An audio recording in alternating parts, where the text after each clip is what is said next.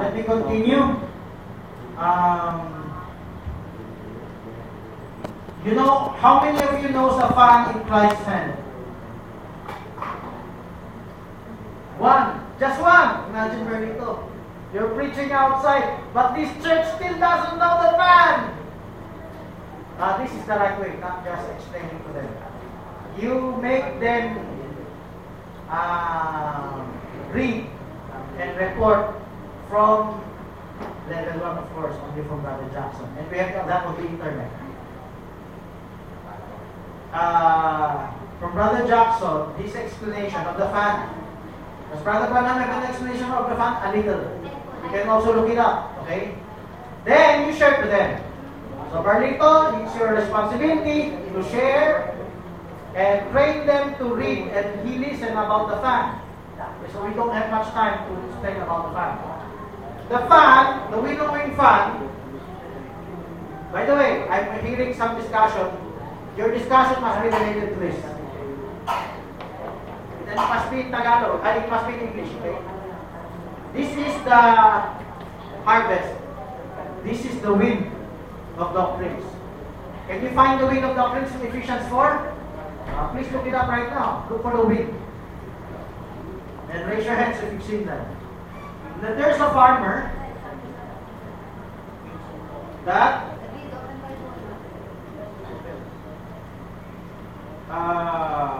throws with a winnowing fan the grains to the wind. Those of you in the provinces should know this, because this is how you separate the wheat from the chaff. So after it's thrown in the wind, those that do not have weight, because they're empty inside, it's an empty husk, they will be blown away. Have you seen the word wind? Ephesians 4? I said to everyone, open up. If you have a child, ask them to look for it so they will be trained to look for a specific word. You have a big apprentice, an old apprentice, make him open up. Look for the word wind. Ask Anne to instruct. Also, Brother Lowell, you have to open up. Sister Nora, ask him to open up. Ephesians 4. I'm asking you to look for the word wind of doctrine. Okay? We don't have much time to read right now. You have to read it in your seats. You have to make your child read it in your seats. Sister Joy, Hannah, and RJ, make them look for it. Not just being focused on the food. Okay? So, the winnowing fan throws up the harvest in the wind. The wind carries out those who do not have any, those who are empty shells, empty husks. But those who have weight will fall to the garner, to the threshing floor. They will bring it to the garner. Okay. Now, Brother Jackson's teaching is Brother Branham in the right hand of Christ served as the fan. In the time of Pastor Villagonza or Brother Jackson, they explained as though Christ is holding a fan. And Ishmael, which today is Roel Soriano, he said, "Oh, you mean to say he's gay? If Maria Clara holding a fan." He's joking about Pastor Villagonza's explanation. But Pastor Villagonza, learning from the contender, thought it was a literal fan to wave off those who are empty shells. And let me ask you, those in the provinces, when you separate the harvest, do you have a literal fan, or you just a winnowing fan? Okay. That is the actual, that's the right term for the fan in the Bible. So either Jackson or Pastor Villagonza committed a mistake. But it's true. You are to be thrown up in the air so that the wind of doctrine will pass through you. Have you found the wind of doctrine in Ephesians? Raise your hands, those who have found it. Only two. How about the rest of you? Ask Brother Nolan to open it up to look for it. He will not grow if you're not going to look for it. Why me here. RJ Hannah. Noel, have you found it? Raise your hands. Okay, look for it. Help him to look for it. Wind of Doctrine. 414. Now the reason I want you to look for it, you should look for it, not just fit by me. You have to understand, not just Brother Branham, not just those who follow him, Jackson Canfranco, not just our ministers, all ministers, all, whether it's a Nicolaitan minister or a Berean minister. I never used the word look for because I presume if it's a minister, it's zealous. If it's zealous, there are, but I'm the zealous Nicolaitan minister are more effective than the lukewarm. They're more effective in infecting Nicolaitanism. So, you have to understand why is our instruction for the believers to interview other teachings. Why? Why do you have to hear their side out? Why do you have to look up to their evidence? Because we have to compare. We have to know which is the right and wrong. Being Berean, you have to weigh both sides. So they still have to listen, whether it's partial, whether it's even a wrong explanation. Why? Ephesians 4. What verse? 14? Have you found it? Ephesians 4:14. So that ye be no longer children, tossed to and fro by every wind of doctrine. Every true believer will be thrust up in the air by the winnowing fan. You are not a true believer if you will not be thrust up in the air. The wise virgin advised the foolish virgin, go to those that sell the oil. Right? They have done it, and they're not just gonna hand it out for free. You have to work out your own salvation. Every minister, whether on our side or other side, Berean or Nicolaitan minister, they can be a fan. So, for those churches, those ministers, those believers who think they only want to listen to those who are, those ministers who are of God, and they will not listen to ministers who are not of God, sorry to say, you're already lost. You're already deceived. Because you are just spoon feeding. You're like little children. What did Ephesians 4:14? Ye be no longer children. Children spoon feeds if Hebrews 5:12. By the time you ought to be teachers, you have need of milk. Again, that's spoon feeding. So, every believer will be thrown up in the air. Every believer, please check if I'm centered. Please stay here. Every believer will pass through the wind. Let me tell you, if you don't treat this seriously, what am I referring to? The interview of our children, our family, even our wives. The setup, the interview.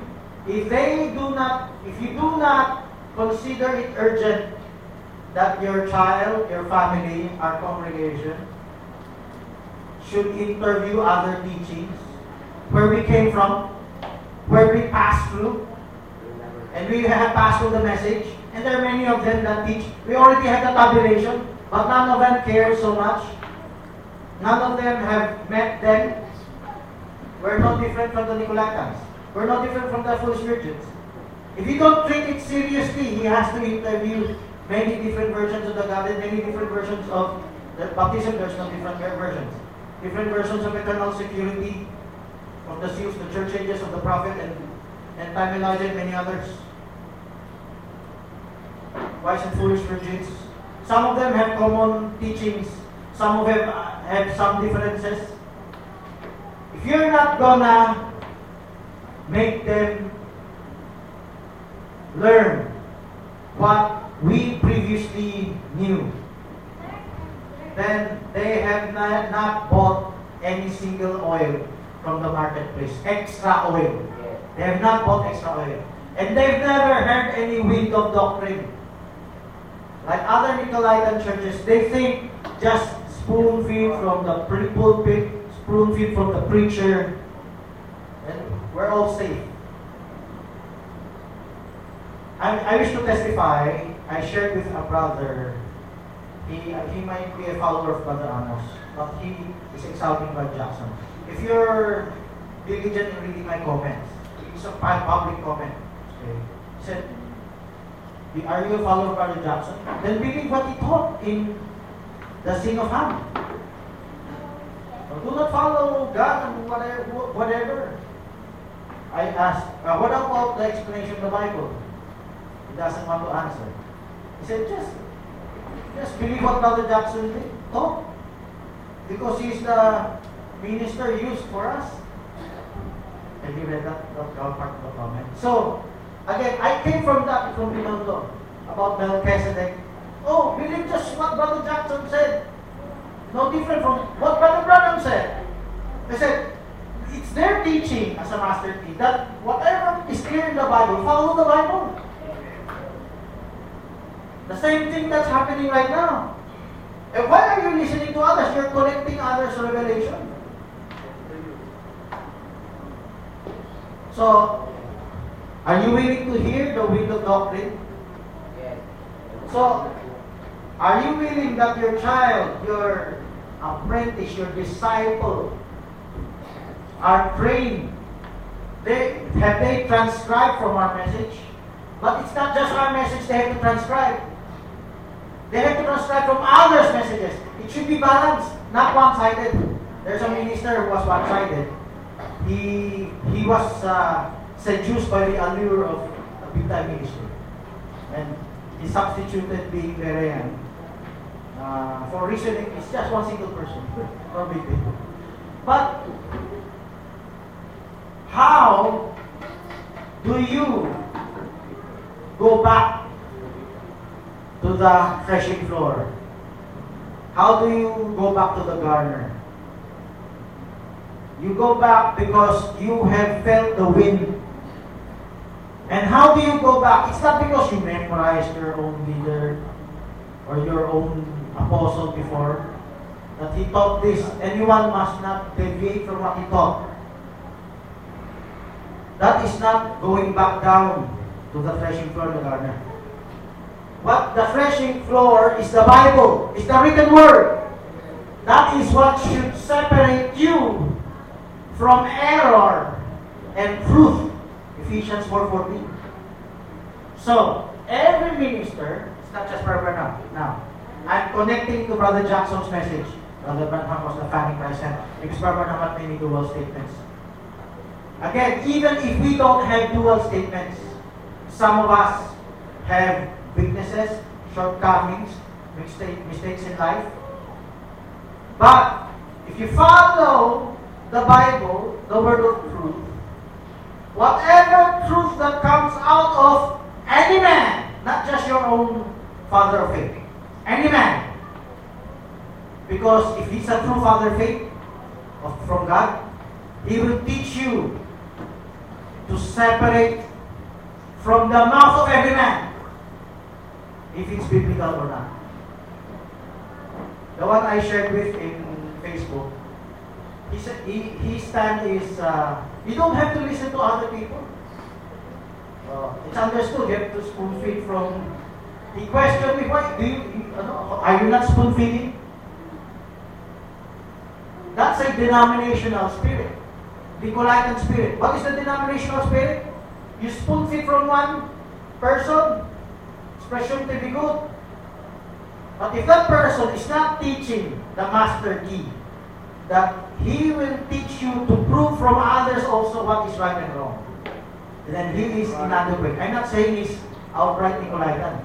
He could be Nicolaitan indeed, but not in doctrine. I've never heard Brother Jackson said, do not listen to others.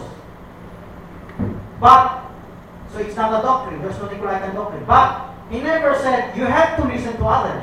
He never said that also. So, what happened in Faith Assembly, maybe or many other groups,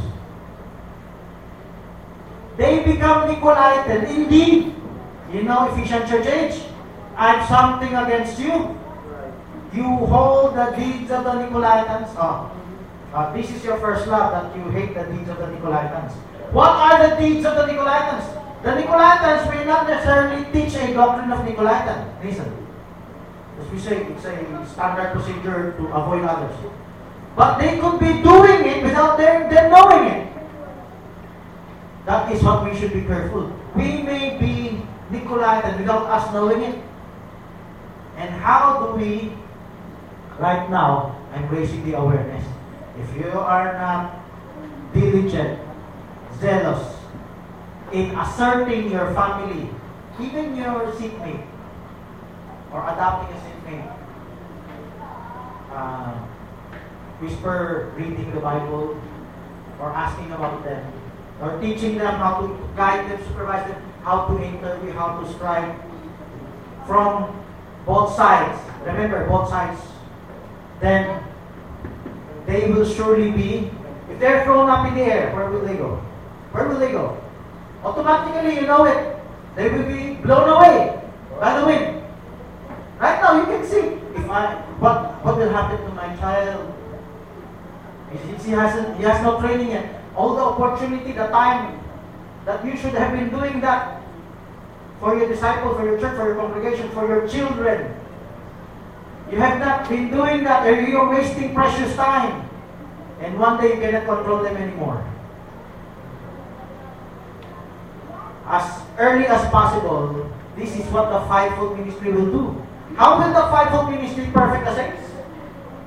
You have to be heavy enough to go fall back to the Bible. And they have not compared any single topic yet.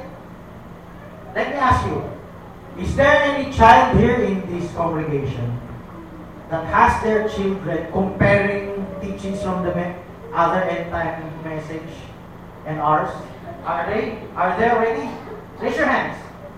Have Simon done it? Sister Jocelyn, have JP Lee done it? Simon is years already. Have they compared? Have they talked with other end time teachings, end time teachers, even believers? Have they shared about it? Any difference? Yes or no? Not yet. Brother Menan. Not yet. Any young people? Not yet. Wake up. Fellow ministers. Associate fellow ministers. Fellow laborers and ministers. We have to wake up. They have not yet gained any weight. The husk is still empty. It's good to train them to there are. Who were they? Please tell me, who young people have compared other end time? All I know is Kenneth. When was that recently or long time ago? Recently, I believe that. Who is this? Who has he interviewed? Who have they interviewed? They have to testify that and teach other young people to feel the adventure of proving all things. What have they taught? If you have read on them, what subject have they asked about? Godhead. At least there's one. So, listen to me. It's just very recently. Brother Kenneth Madera, son of Aloy, he came from the church of Father Yap, so he knows some teaching from the other side. So when he asked me, he's comparing teachings. But of course, it stopped. It might have stopped. You have to resume that. Because he could be carried away by the word if that stops. Okay? Remember, I'm giving you the key how you will disciple your ministry to have weight in the husk, so that the wind of doctrine comes, they fall to the Bible, to the scriptures. They know how to prove all things. That is how the church will be perfected. That is how the church will be edified. What do you mean by edified? In Tagalog, strengthen. That's not a Tagalog word. In Tagalog, matibay. Pagtibayin. At least you read the scripture. So, strengthening the church. Now, let's look back to our church and all your outreaches. Are they already strengthened? As you can say, the outreach is just recent pioneering work. Let's say this church. How many of us already strengthened? What I know is strong here, when I started here, are the ministers. When they came off from the denominations, they had the battle about the Godhead. So it's for ministers. But for the members, few of them have this struggle only in the Godhead. Papanawag the rest. That's the reason I spent some money for camp meetings. To attend other camp meetings, to have sharing interviews with them. So, who are you referring to? Who's young people? The previous young people, these. Okay. They have still many roads to travel. The journey is still far long. And there are many subjects in the message. There are many subjects. Every time there is a ministers meeting in other messages, I believe they will not cast away if you just want to listen and take notes. Okay? Actually, they make them comfortable. Just listening, and especially the brothers, they will not cast them away because brothers, it could be considered a trainee for minister. Sisters, it could be considered just a companion or a help in the kitchen. But most ministers meeting, the sisters can also listen. But Facebook, you're wasting your precious opportunities. Facebook is a perfect opportunity to ask about it. Sister Alicia Tam, she will answer any questions of the sisters. I believe even sisters asking from other end-time brothers, they will also answer if they ask them politely. So it is your role, ministers in this church, to teach them how to ask about them. You have to talk about them, you have to discuss about them, not just on Sundays. In between services, you have to inquire them, you have to disciple them, train them how to ask about differences. That is what is missing. The fan is not working. But right now, thanks for the question. I have connected the fan from strengthening, but from the wind, from proving all things. 1 Thessalonians 5:21. Prove all things. Have you proven all things? Have they proven all things? 1 Peter 3:15. Have they prepared an answer for others that will ask them a question? Not yet. So be alarmed. That is our ministry. How do we equip them? The equipping of other churches is just closing their minds. It's just being emotional. The preaching of the message of Brother Lowell is encouraging to others, but he still needs the core brains of the message. He needs many objective reports. Then he needs to from others, and he needs to know our message. Then comparing the two, he needs to be strengthened in the scripture. How could he present the truth of the scripture? If he will be asked by others, how will he answer? 1 Peter 3:15, open it up. So it's so connected, I'll put it here. 1 Thessalonians 5:21. 1 Peter, open it up. 3:15. You need the wind. And I have a message in the radio. If you can record that, I prioritize recording it. The four winds. And I like the song. If you can sing it one day. And comes the wind, come like the wind, fill me again. That's another, but that's more rock. But I'll also sing that. But the original song I played in the radio, the Come Like the Wind. That's in the Jenny Barredo's pirated CD. So, anyway, so just look for the Come Like the Wind. I played that in the radio. If you can find that cassette tape of the radio, please record that. Okay? Prioritize that. I said there in the message in the radio, the wind revives us. Did you know that? Yes. Israel was resurrected. Open up Ezekiel 37. It's a short chapter. Israel was resurrected by the wind. What is that wind? How they were scattered abroad by the chastisement of God. The scattering in the four winds also represents the four world empires. The locust, the caterpillar, the cankerworm. How four of them scattered Israel, chastised them. But that will be the resurrection of Israel. And that wind resurrected Israel is a type of the resurrection of the Gentile bride. And as a foolish virgin come from the four winds. He will call his elect from the four winds. You need the wind. If there's a wind of doctrine, you need that wind. You're not gonna be strengthened. You're not gonna be wise unless you pass through the wind. Every culture has this bar mitzvah, where the rites of passage of every child. In our culture, working culture, we have done this debut. Debut for a male and female. The candlesticks or whatever. But in Africa and other tribes, they have this trial for the children, that they would survive one night among the beasts or whatever. But here, we need that as a believer. Oh, you raise your hand. What's your question?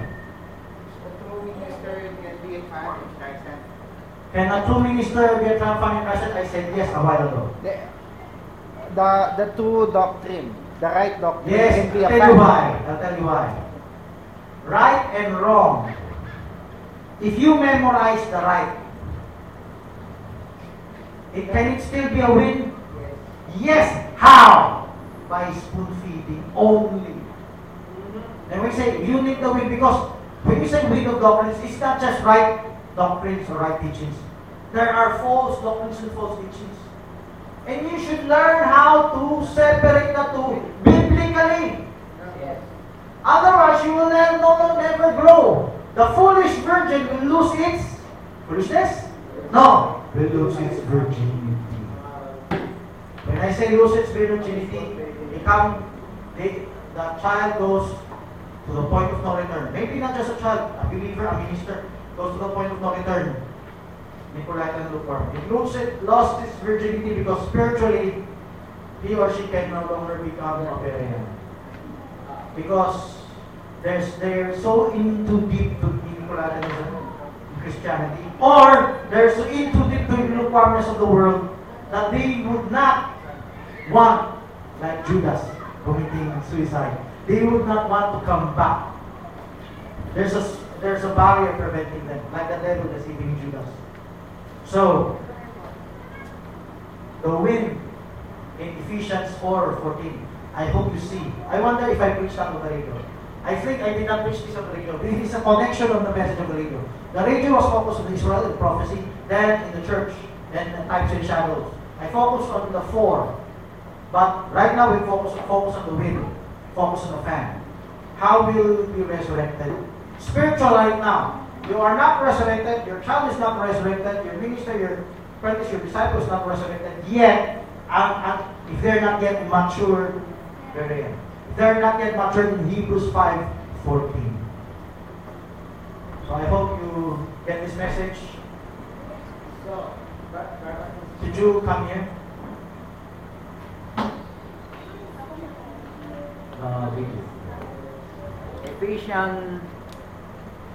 Ephesians chapter 4 verse 12 says, "Till we all come in the unity of the faith and of the knowledge of the Son of God, unto a perfect man, unto the measure of the stature of the fullness of Christ." So my question is, it is guaranteed to perfect and edify the body or the church or the ministers by comparing doctrine from one to the others? Yes, we need to. We need to. If we don't do that, you're not going to grow. If you do not strive to do that, you don't have the seal of the Spirit. The seal of the Spirit will give you that hunger and thirst to prove all things. If you do not prove all things, you judge others, you presume others are wrong. You just presume. We believe by memorization, even if what you believe is true. Even if what you believe is true, you're not tried, you're not tested. You're not yet refined in the fire. You're still a raw nugget. Maybe there's no gold there. Some will be burned up and nothing will be left. But to extract the gold, you burn the ore, the dirt. The dirt will be burned away. What will be left is the liquid gold. So, you have to. There's no way out. Being Berea is not just being kind to one another, being cordial, being polite, hospitable. No. Some have mistaken that. Oh, they're Berean just because they are hospitable. No. Being Berean because you're after the truth. And if you're taught correctly by your father faith, he will push you eventually to take note of others. Why? He's not afraid that you could prove our truth in the scriptures versus their truth in the scriptures. Because if it so happen that others are truth, being Berean, we still follow the word of truth. If there's some truth of what others said, we accept it. That's the teaching of the prophet. And I believe also Brother Jackson teaches it, although it's not so clear, not so evident. They have the minister's question about comparing one doctrine to the others, but the words that he compared, they were not seen by their own selves, by their own character. You can say others are teaching comparisons. So, the person that was being comparing one to another doctrine, yes. But this person that comparing to another, they were not seeing the words that they compare. They were not seeing the character, the manifestation, or the character. By the way, it was not. They're not complete in their comparisons. They're not objective. They're not exhaustive. It's partial. It's just pretending to be Berean. It's pretending to be comparing. Objective report. You know, even Nicolaitan ministers can objectively report.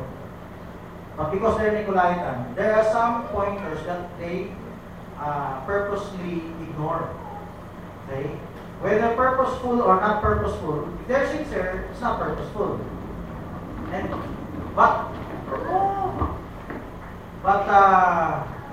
So Brother Magellan, if a minister's attitude,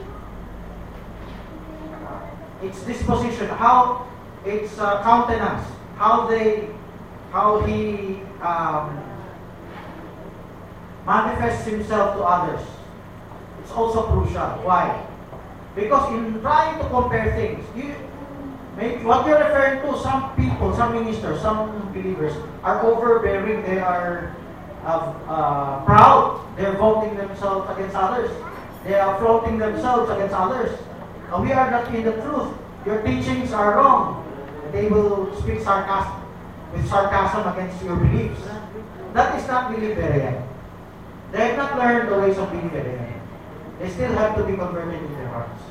Because being Bereans at least, you don't harbor any anger against others. What if others that you are inquiring with are sincere, but they could not just understand the level of your understanding? You do not force yourself to him. Actually, in growing, we have to take note from them. We're not yet evangelizing them, but the purpose was to evangelize them. If you're evangelizing them, and they're closed-minded, and they're not closed-minded, they're predestinated, eventually they will manifest humility and take note. If it's their time to be converted, they will take note of your evidence. If it's not yet their time to be converted by the word, in Christ, in the Spirit, then they will just ignore. So we all have to pass to that. And if you encounter those sarcastic words, you also have to pass to that. That's part of your growth. That's part of your humility. Your training. A real humility compared to false humility is you're after the truth. You're after for others' welfare. Okay, let's give God a big hand. And let's closing prayer from Brother Joe. You have a question? Yeah. Okay, please come here. Last question. Please start the recorder.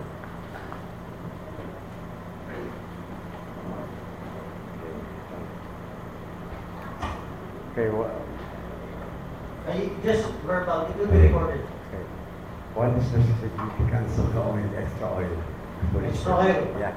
The extra oil means there is extra patience, extra diligence, extra research, extra humility, extra time. Some people do not wait to get home. So, give time. Burn the midnight oil. So, extra oil represents a lot of things. That is the continuous anointing of the Holy Spirit to a believer. The believer has a wellspring of the Holy Spirit in them. It will never run out. And there's a scripture, my cup runneth over. According to the Wise Version. According to the scripture, the Wise Virgin won't allow the foolish virgin to buy the wine oil. No, not buy. The foolish virgin want to ask the oil for free without doing anything, without paying for anything. So, in the typology, the application in our age, not just in our age, in any age, you have to work out your own salvation. You cannot depend on what others said. Pastor said it, I believe him, that's over. That is the style of INC and many other churches, almost all churches, even in their message, came up churches. As long as I belong to this pastor, I believe this pastor, I'm saved, this is what he said, it's over. So, you cannot just ask for it, you have to buy yourself. Amos said, buy. You have to buy. You have to pay something, you have to sacrifice something. So the foolish virgin want it for Free. They first, in the first place, they saw the wise buying, they ignore it. We do not need extra oil. What we have in the lamp is enough. It's enough. But the bridegroom tarried, and the lamp oil was running out. And they said, oh, we were wrong. We need extra oil. Can you give us some of your oil? Why said, sorry, no. It's enough for us. You have to buy yourself. So those who really bought, played catch up in the tribulation period. Last question. Okay, what's the right way of having a fellowship with a churches with different doctrines?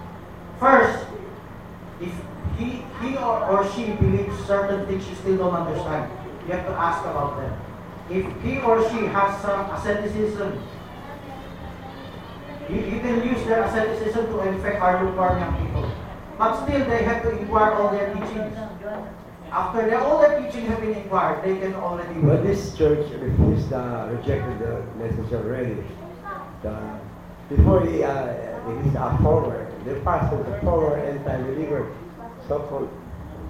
You know, we have to take note the echo. What's the echo? We have to take note. We have to, Brother Owa, don't play with the switch. We have to take note. We have to take note. Oh! So, if he was a former Endtime, he became a Messianic. He was still an Endtime message, he became a Trinitarian or whatever. Whatever he holds as his own evidence, all your disciples have to take note. Why? Why did you leave? Could you show us? If our approach is humble, I believe no sane minister or church will deny teaching it to us, to our disciples, to our brethren. By the way, for the beginners, they're not yet ready. I'm talking about years of attending church, believers who are already trained in Pabasa report and scribe report.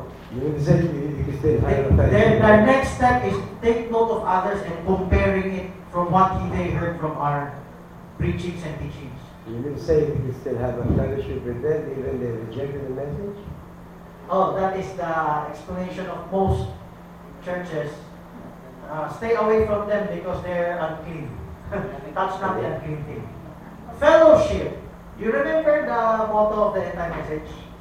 We have fellowship, not membership.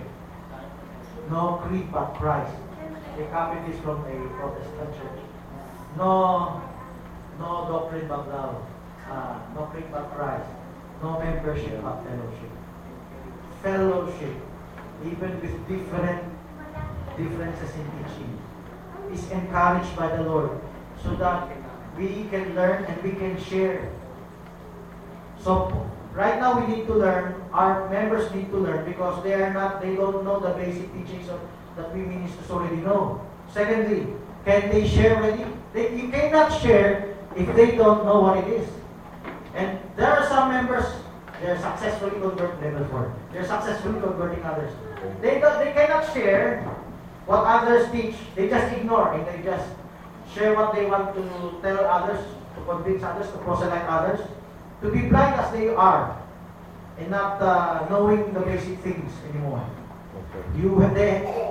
We need our followers, our disciples, our children, our congregation to know where the message came from. Why is there a church age? Why is there a message about the church age? Because Brother Branham was going back in history where the message came from. The same thing. We have to go back in history, not just the denominational churches. We have to go back even the end-time message churches here, the history of the end-time message in the Philippines and many others. You have to know where the message came from. If already our disciples are used to Pabasa report, reporting, testifying, they're used to transcribing from our messages already years now, 4 years already, then they should start inquiring, comparing. Otherwise, they will just continue from us. They will not become wise unless there is a comparison. There is canvassing. When you purchase oil from different sources, from different groups that sell, do you canvass? In literal life, do you canvass for things when you purchase it? Yes. And you look for the best one, right? The best quality in the right price. The same thing. That's the reason why there is a need to purchase oil. Otherwise, you don't know Hebrews 5:14 how to discern right from wrong. You don't know. You're just there for emotional purposes. So, I hope these have opened up our eyes. Please give us closing prayer, Brother Joel. Give God a big hand.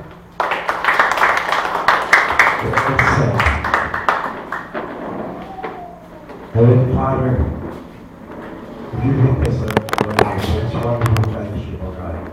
Thank you,